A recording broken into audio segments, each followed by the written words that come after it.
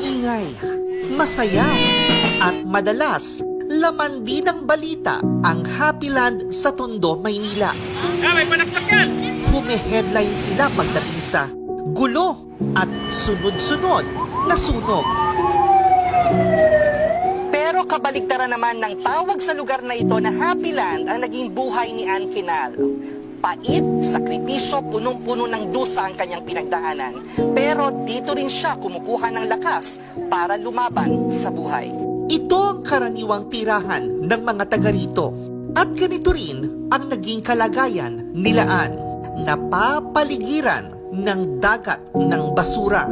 Isang malupit lamang pong hagupit ng bagyo ang mga klase po ng bahay dito sa Happyland ay agad-agad pong tatangayin ng napakalakas na hangin o kaya naman po'y masisira.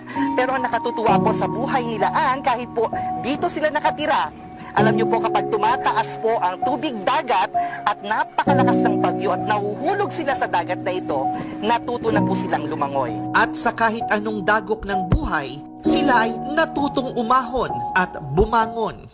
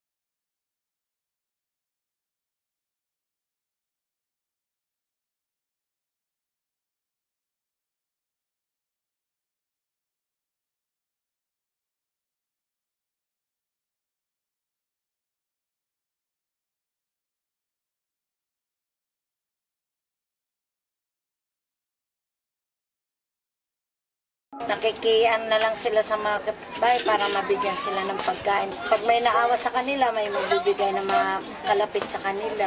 Yun. Kasi wala naman sa kanila papagkunan.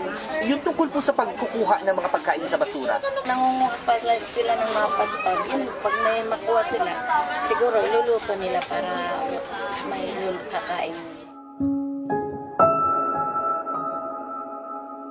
Biro mo yung papasok sila ng school, iinom lang po sila ng mainit na tubig bago papasok.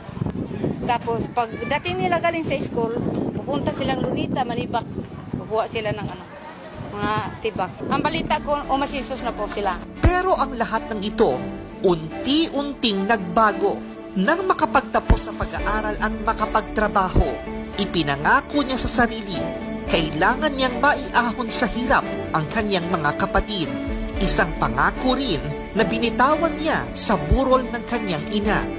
Mula sa sunod-sunod na pagsubok, ang langit may inihulog at tila sa kanya ay inalok nang makilala niya ang IMG o International Marketing Group. Sa IMG, nalaman niya kung paano magsisimula. Nakita niya ang magandang direksyon at susi kung paano niya maiaangat ang kanilang hirap na buhay. Sino nga ba ang mag-aakala na ang taong namulot ng basura at kumain ng pagpag ay mapag-aaral ang mga kapatid? Ang isa sa kanila, nakapagtapos sa De La Salle University, nakabili na rin si Ann ng bahay at lupa sa Bulacan. Paano nangyari yun? Alamin natin ang mga pahina ng Mema Diaries ni Ann Quinal Flores, from pagpag to pamamayagpag.